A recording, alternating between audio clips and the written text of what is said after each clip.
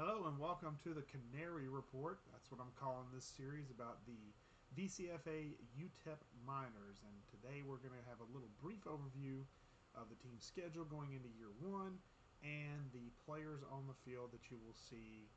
We'll highlight some of the playmakers, the few we have, and highlight some of the people we're going to be focused on for year one. So as you can see, right now we're in week 0 of the season and we have a bye this week.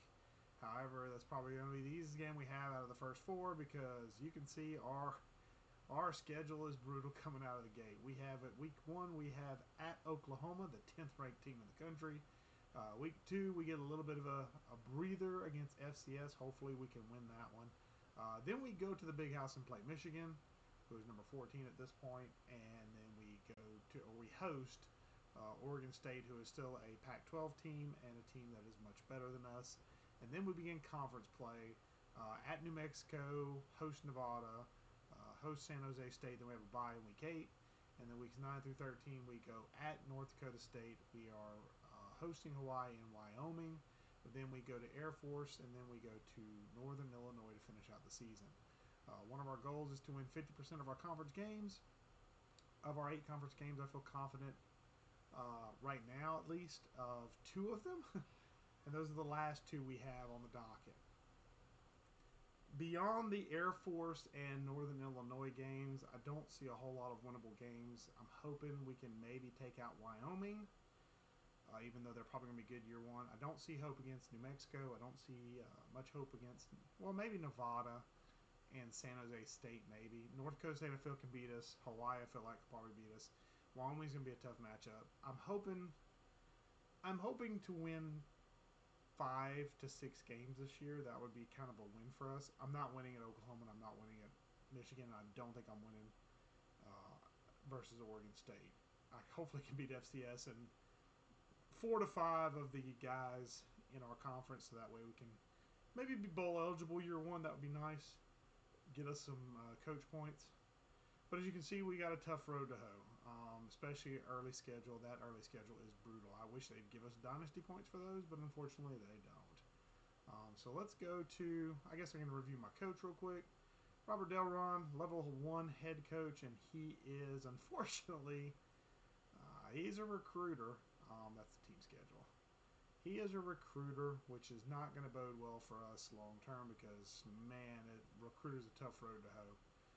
We're currently sitting on getting quarterbacks bonuses and kickers and punters bonuses as far as scouting. The game plan, very simply, build up our ability to scout players because we need to be able to scout guys. Our coaching staff takes care of the tactician and the motivator portions. We're going to have to take care of recruiting. So I want to at least get everything to level 1. And then beyond that, probably going to save a chunk of points for when we get to level 10 and take on tactician and become a tactician on the offensive side of the ball, and hopefully get either a motivator / recruiter to help with offense and keep a motivator on defense. We're going to see how it works out. It's going to be a tough road to hoe. You can see we got 375 dynasty points.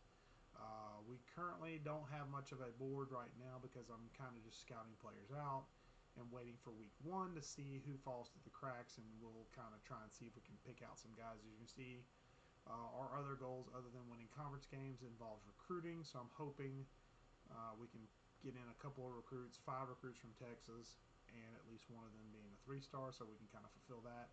I do have a good chunk of Texas players on my board, but I'm thinking we're going to get overwhelmed with all kinds of recruits asking for different things, so we'll see what happens. Trying to keep the NIL to a minimum. I have $375 to spend, but I do not want to blow it all, especially on one player. But if there are a couple players that fall through the cracks that I feel like can help us out going into year 2, I will definitely look at that. But let's go to the roster.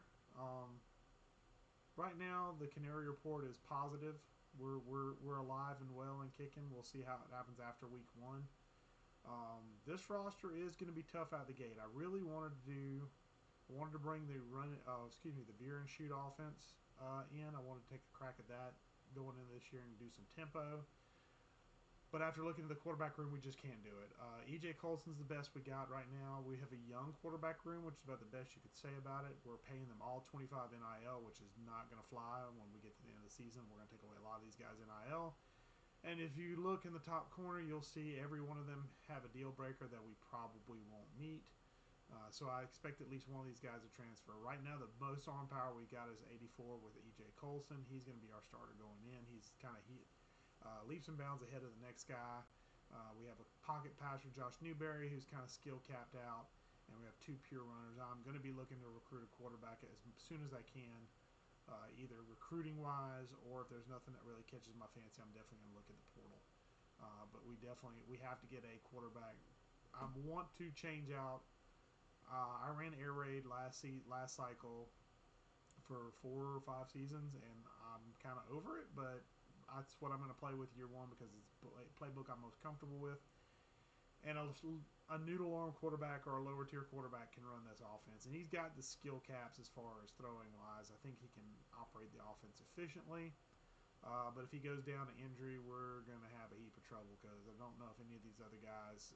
Newberry's the only guy I have really faith in. The other 2, the pure runners, I don't. As far as throwing the ball, running the ball, yes, but we're not a running offense. We're playing air raid offense. Now, one thing I am happy about with this team is we have some playmakers on the running back side with Tavorius Jones and Lamar Sperling. These 2 guys here, they're both redshirt juniors, so we only have them for 1 more year. Sperling maybe not 1 more year because he's pro potential, and I doubt we keep him. And it depends on how the transfer will falls out. Tavorius Jones will be here, so that's a good thing for us. He's star dev. He's 5'9", 205, East-West playmaker, a guy who can definitely catch the ball in the backfield. However, his carry is a little bit suspect, and his ball carrier vision is not great, so that's the problem. However, I do like our depth back here with Lance Barnes and another East-West playmaker, and Isaiah Wall, a backfield threat. I like our speed as a whole. For a team of this tier, we have a lot of speed back there, but not a lot of carry. So definitely fumbles are on the menu for these guys, but I like their ability to make plays out of the backfield, and it fits well with the air raid offense. We can have them kind of shuffle out into the flat and catch balls out in space and get them to use their abilities in space to hopefully get some stuff going. We don't have a lot of trucking on this roster.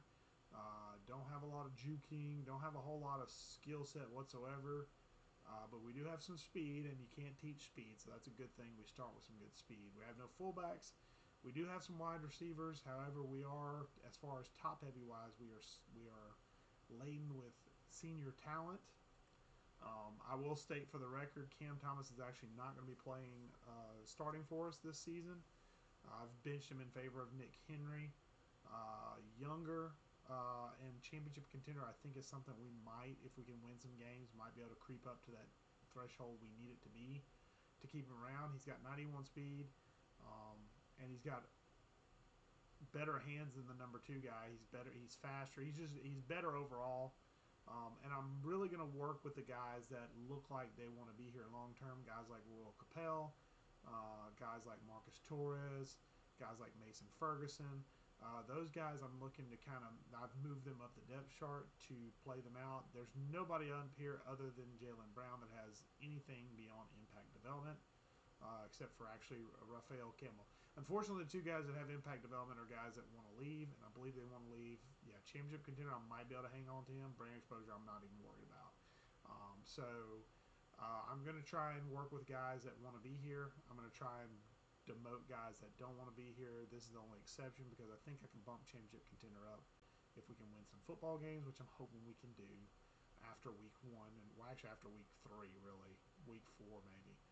When we get to conference play, I'm hoping we can kind of bust out some wins and kind of get over the schneid a little bit. Tight end room is not that great.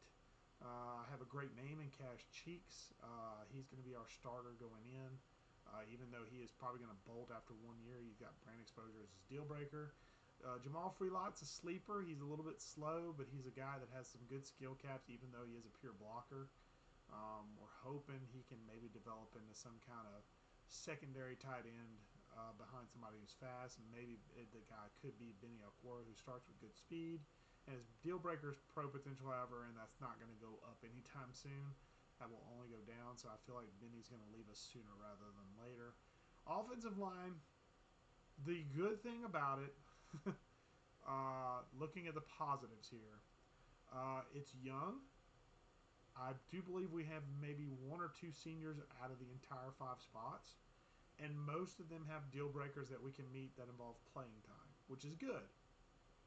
The bad, um, you can see the numbers here. This is actually my best offensive lineman, Jamin Lamb. He's a junior, and he doesn't want to be here. He might be here for championship contender, but that's about it. Other than that, there's not a lot of talent here. There's a lot of work to be done, and some of these guys have some low skill caps, so that makes it even harder.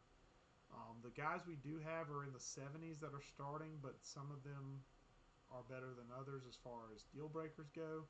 As you can see, as we go down the list of left guards, none of them break a deal breaker. I believe all of them are playing time. And then you got your guys back here. We're going to struggle blocking guys. That's going to be a problem.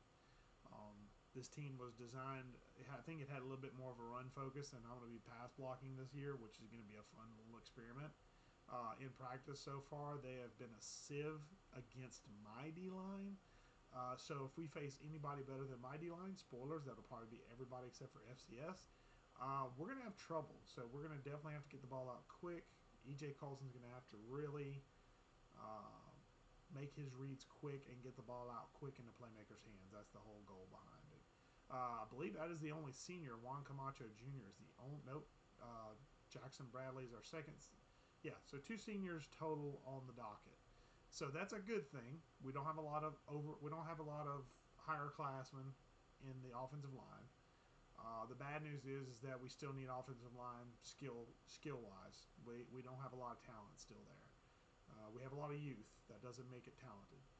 Defense, oh boy. This is kind of my bread and butter, and boy howdy, it is going to be tough year one. You can see we got Shakon Bowser. He's the best we got, 6'5", 255. We don't have a lot of talent at edge. They're at best average at getting after the passer, so I don't foresee a lot of pass rush from these guys. From the right edge side, we're going to be starting Kofi Taylor Barracks, who's got speed on the outside. He's a raw talent. He does not have a lot of pass rush skills, so you're going to see Sterling Miles mix in there as well. We're just going to have to work to get pass rush from the edges. Our edges are not great. They don't have a lot of skill, and we're just going to have trouble out the gate. You can see we have a speed rusher with 77 finesse moves, so it's going to be a struggle for us to generate a pass rush. This is our best pass rusher as far as a point value assigned to him, and that's 83. And then we move to the D-line. The D-line is where we get a little iffy because we have 2 seniors that are in the back here. We have not a lot of push up front. I will say our interior run defense is going to be good, relatively speaking, but overall it's going to be a tough road to hoe. This front 4 is not going to be great. We're going to have to rely on pressure from our linebackers to get any sort of rush. We're running a 4-2-5 shell here. Our linebackers are pretty solid, but most of the good ones are upperclassmen. Jaden Wilson's a good one, but he'll be out of here after this year, unfortunately. He's got good speed, good cover skills. I will say Isaiah Bogarty, even though he's listed as a starter, he will not be starting. We're going to be starting Garrett Hawkins. Hawkins is much faster and comparable as far as talent-wise. As far as tackling, hit power, block shed, he's at least in the ballpark. So there, we're going to start Garrett Hawkins there. That's the big major change as far as that side. Then at will, we're pretty young. Shea Smith is going to be our guy starting out, but we are small back there, so we're going to get pushed around a little bit in that linebacking core, although Shea Smith does have some good block shed. I believe he moved up from safety from last year. Our cornerback room, this is the worst. It's thin, and it's not... I've seen worse as far as speed, but it's not great. We're going to have to play a lot of zone. We're going to have to play back a little bit. We've got some guys that can cover a little bit, but as you can see, it's not great. We're going to have to be a bend-don't-break style defense, which I don't care to be, but we're going to have to be year one. Now, where we make our money is we have a lot of safeties back here, but as you can see from the free safety room, 5 of them are seniors. This is the only guy who's coming back next year, And this is a guy who I would consider moving to corner because he's got good cover skills, 78, 77 man and zone respectively.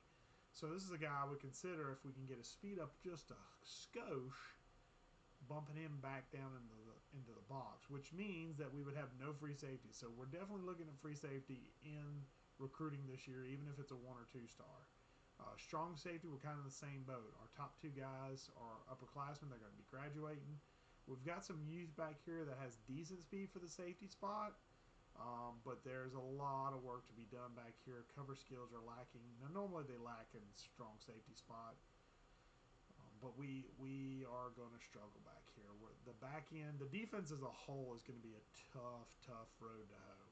The offense has some bright spots. The defense does not have a whole lot. And then a kicker, 2 senior kickers. I don't know why this team has 3 kickers. And then our one guy we're going to have next year has 65 kick power. That's not going to cut it.